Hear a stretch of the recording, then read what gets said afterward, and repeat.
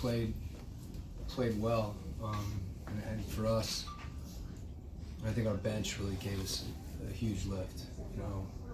Playing with fouls, but not staying aggressive, and also being disciplined. And Jalen came in obviously and did some really good things, and I thought Bogey gave us a lift. That group really gave us a lift, and then when some of our starters came back in,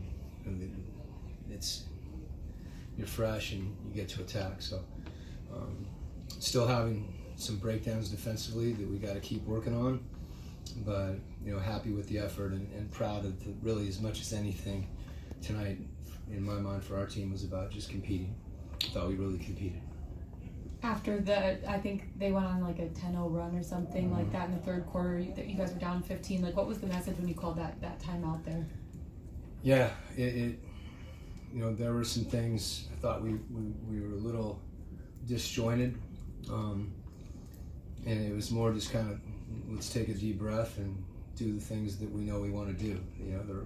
There were a few adjustments late.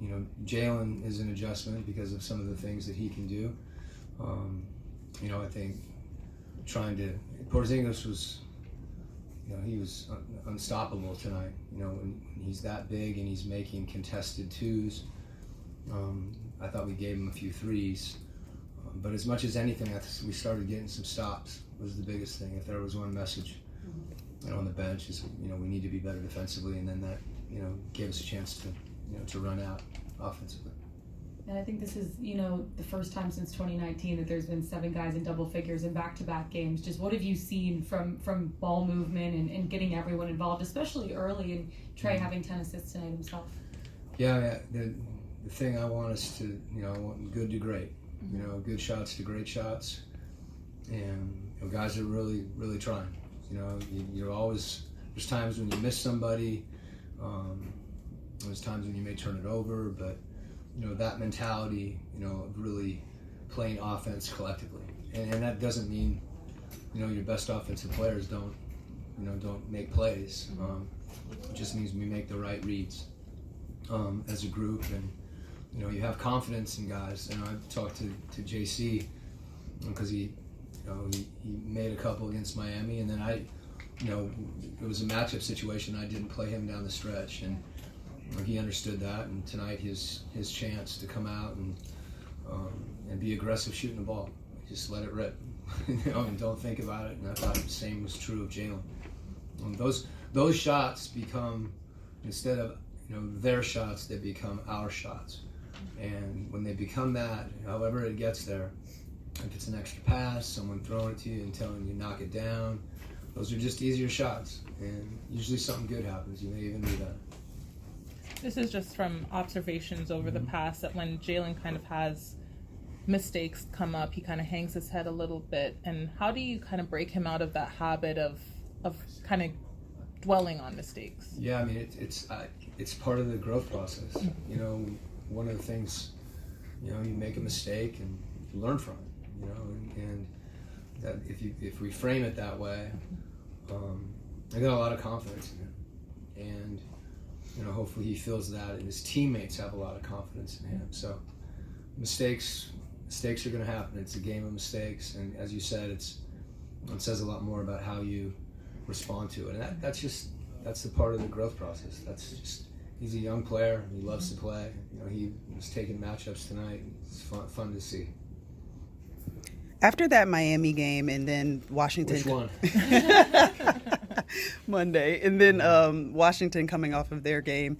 They shot, I think, 48% last night from 3. Was that a point of emphasis tonight to kind of limit that perimeter shooting? Yeah, I mean, we at times help unnecessarily, and those are like practice shots. It happened against Miami, and our guys know it. We just have to be, just in the front of your mind instead of in the back of the mind. I mean, if it happens, and it comes from a good place, you want to help your teammate, but really you can help the team by not giving up those shots. And they made some. They're going to make some. And there's some of them you aren't breakdowns, but the ones that are our breakdowns. We got to clean those up because it makes it harder. And when they shoot 56% from the field for the game, that's pretty good. So, if those shots are contested, that's one thing. It's another thing if they're practice shots. I know you get another crack at them in like 2 days. This is the third time you're going to see them in 10 days. It's just a crazy schedule. When you talk about, Porzingis making 7 threes tonight, like what's the biggest adjustment that you make on a guy like that? Well, I need to watch the film. Some of it, he's really tall. Yeah. And, if you're not near him, he doesn't even notice you. Yeah. So, and on some of them, really the threes, but also, he was terrific from 2 also. So you say, take his threes away and he's going by and getting 2s. It's a tough cover. And as I said, we need to watch the film. I have a good idea what I'm going to see with him, but we'll see where it goes. Okay.